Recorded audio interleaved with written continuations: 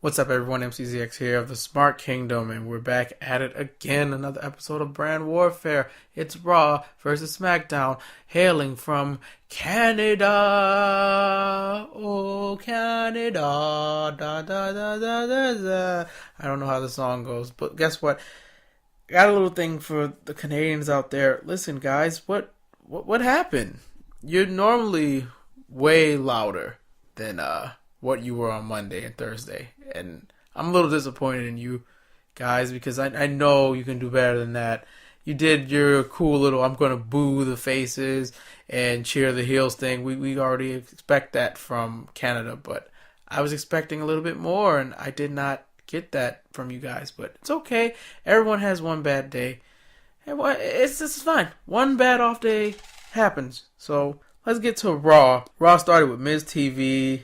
And I didn't really catch anything Miz said because when I tuned in, Kurt Angle came out and announced Brock Lesnar as the guest on Miz TV.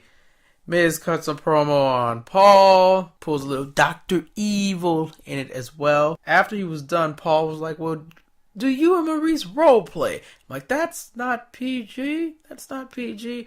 But I knew where he was going with that. Paul suggests that they should role play now, and he names all three of Brock's opponents at SummerSlam. You know, he calls Bo Dallas. I think he called Bo Roman Reigns. He called Curtis Axel, Braun Strowman, and The Miz is Samoa Joe, or something like that. And Brock decimated all three of them, as he should have, and that was the end of that segment. So, nice little start to Raw. Rollins versus Sheamus next up. Sheamus won with a schoolboy roll-up after a decent match, and it was all thanks to Cesaro distracting Seth Rollins. And everyone had the big question, will Dean finally show up this time? Guess what? No, Dean did not show up. Dean was practicing what he preached. They advertised Roman versus Braun in a last man standing match. We cut from that to the segment backstage with Dean and Seth, and Dean tells Seth not to do that again. It made him look like a real jerk for not coming out to save him. And so it's like, what do I have to do to you, man? I've proven that I'm trying to be friends with you. You are a real jerk. Blah, blah, blah, blah, blah, blah. I love me, damn it. And of course he doesn't. He doesn't love you, man. Ambrose has Cesaro, and he says he's going to go it alone, like he always does. Cut to Jason Jordan versus, it was supposed to be Curtis Axel, but since Brock Lesnar happened, you're not getting that. So you get Jason Jordan versus Jean-Pierre Goulet. He's a French dude, got an entrance and everything, and he must be a big deal in Toronto, I guess on the indie scene. By the way, Jason Jordan's theme sounds like it was made in Mario Paint. It's so bad, guys. It just the crowd was so dead during the match. They kept like booing Jason Jordan and cheering, let's go jobber for JPG, Jean-Pierre Goulet. Of course, Jason Jordan won. John got like one punch in, but Jason Jordan won, and he got booed for it. Well deserved. Bayley is up next, addressing her injured shoulder, and Bayley says she's going to rehab, can't wait to get back, and also addresses the crowd that was booing her the entire time. She kept saying, I'm only talking to the people who support me, not the people who are booing.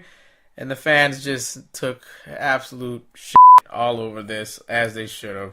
And they announced the obvious triple threat matches that's going to take place to determine the two competitors who will face off next week to face Alexa Bliss at SummerSlam. And the first match was Sasha Emma and Alicia Fox. Yeah, get in there. And it was super obvious who won. Very sloppy match. Emma was really trying hard because I think Emma really wants to wrestle. She doesn't get enough time anyway, so she tries to go all out every time she's out there. And unfortunately, it was a sloppy match. Sasha won. Bliss was on commentary. It didn't matter. We cut to a segment with Braun Strowman being interviewed. I like hurting Roman Reigns. And that's just the gist of everything he says. By the way, when I'm around, the big dog is nothing more than a puppy. That's another thing he said. An in-ring segment between Big Show and Enzo. They're talking about Cass still. I really don't understand where they're going with this. This is dumb. I understand the Revival is out indefinitely. Well, Dawson is. He tore his bicep, so he's going to be out for a couple months. I feel like the Revival were about to get some gold around their waist and take the belts from Sheamus and Cesaro, but it seems like that's not the case now. And by the way, the Hardy Boys weren't on the show at all this week. And Enzo and Cass, I keep calling it Enzo and Cass, I'm sorry. Big Show and Enzo talking about Cass, and Gallows and Anderson comes out, and the club goes from face to heel. The crowd loves the club, by the way, and we have a match between Big Show and Enzo versus the club. Club wins. Enzo and Show stand tall against Cass. Oh, by the way, Cass came out to be a Casshole. It didn't matter. It was stupid. Finn Balor cuts one of the weirdest promos I have ever seen him cut about Bray Wyatt, and I am just done. I want this to be over with. This is supposed to be exciting, but somehow WWE has made it so boring that I do not care how this goes. I would prefer to not have this match and do something more productive. Please, let's not do this. Anyway, Balor cut the promo. He was interrupted by Wyatt. Wyatt teleported, and they played a little pre-taped promo. And that was that. And we cut to possibly match of the night, Ambrose versus Cesaro, sponsored by Mercury Insurance. We want you to get health insurance because we care. They really wanted y'all to know that. And the match was probably one of the best matches Raw's put on. But the problem was with Booker and the commentary. Like, what was he talking about? Booker was comparing the Shield breakup to a girlfriend cheating on him, and Cesaro wants to be what Dean Ambrose once was. Like, what? Book, what are you talking about, man? The Corey and Cole were confused. I was confused. It didn't make any sense at all. Ambrose won with a roll-up, and Sheamus and Cesaro begin to attack, and Rollins comes in for the save. And we get to probably the best moment of this Raw. Ambrose and Rollins are kind of awkwardly staring at each other. Ambrose, he puts his fist out for the Shield pose. There's a long pause. And you hear a bunch of yes, yes, yes, yes, yes from the crowd. The crowd's ready for it. And Seth just leaves him hanging. But here's the problem. Why did you go through all that stuff if you wanted your friend back? And when your friend is ready to be friends with you, you leave him hanging. I guess that's to just, let this go for another week so we can resolve all this at SummerSlam or the Go Home show. But that's that. Cut to backstage. You got Titus Worldwide talking about stuff, and Neville comes in, and Neville's like, hey, I'm Neville, and I have the belt. You can't beat me. Let's hear Tozawa versus Arya Daivari, followed right after that with Titus on commentary. And we have to address something. Michael Cole used the word lit in the absolute wrong sense. You do not say, you look lit tonight. That is incorrect, Michael. I know you're a white man who doesn't know a lot about terminology and slang, but lit is to describe a situation. It's not to describe how you dressed. It just doesn't work. I was done. The match is just 3 minutes long. Tozawa won. Boo hoo hoo. There's been a guy in the crowd that's been holding up a trash can sign for like the entire show. And I agree with him. We get Roman Reigns talking next. No one cared. Mickie James versus Nia Jax versus Dana Brooke. Come on, guys. You know who won. Nia Jax. Goldust has a segment next.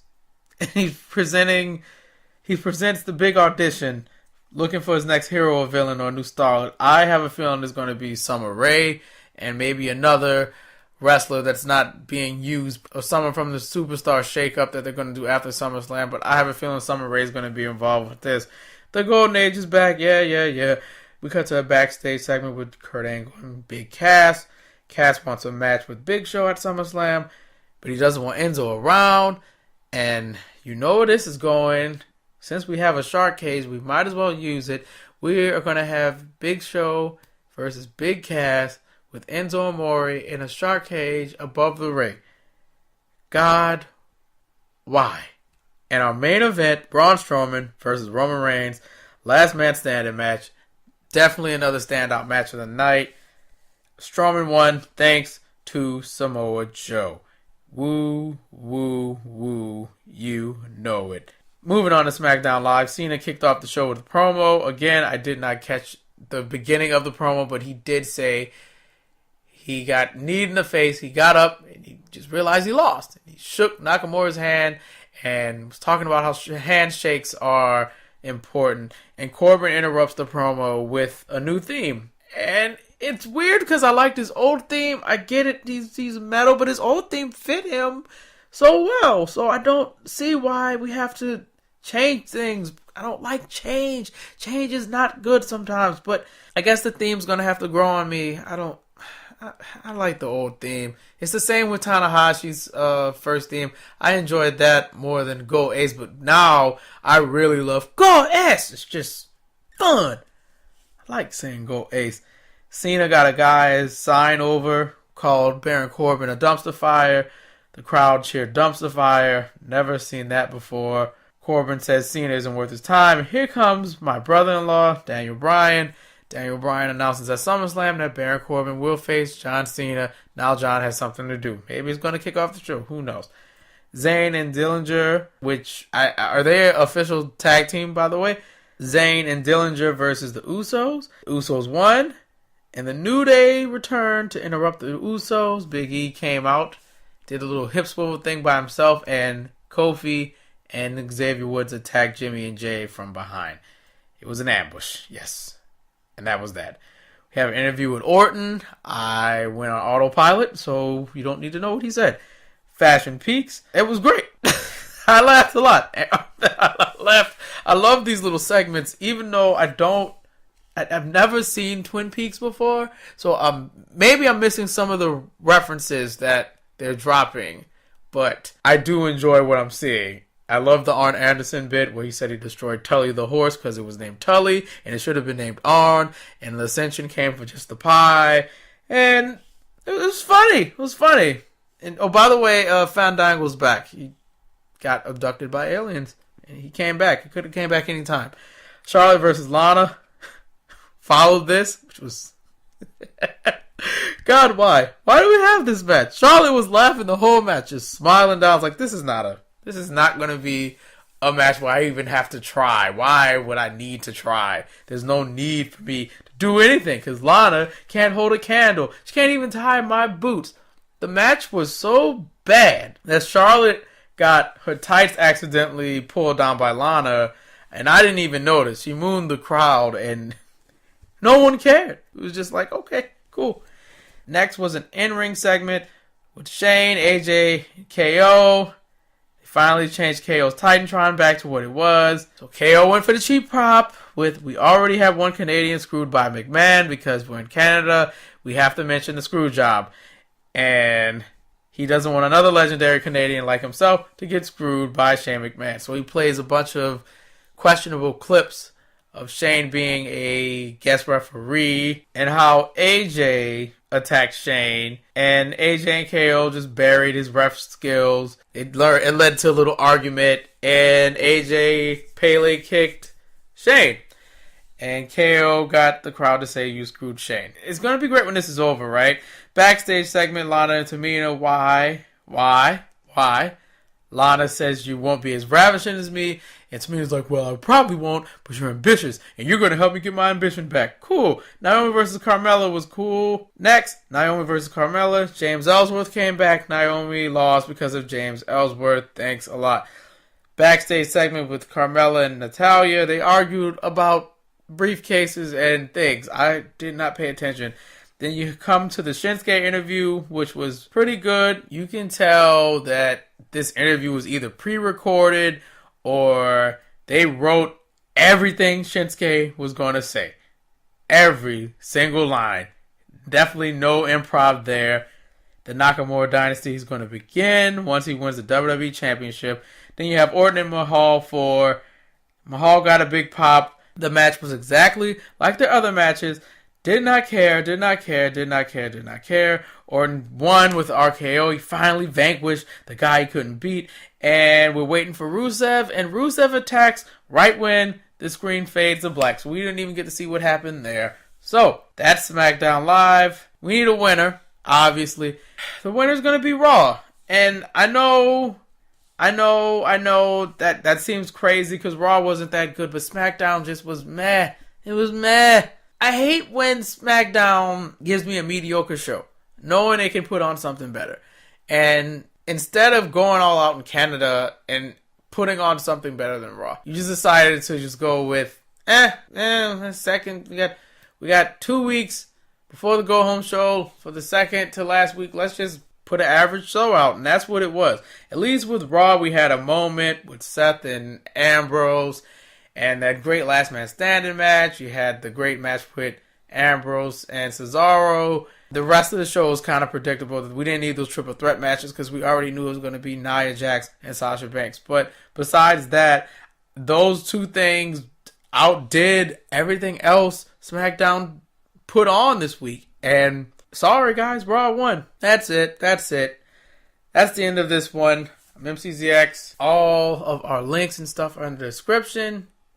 Follow us on Twitter. I might be tweeting. And that'll be it. Till next time, guys. See you later. Bye.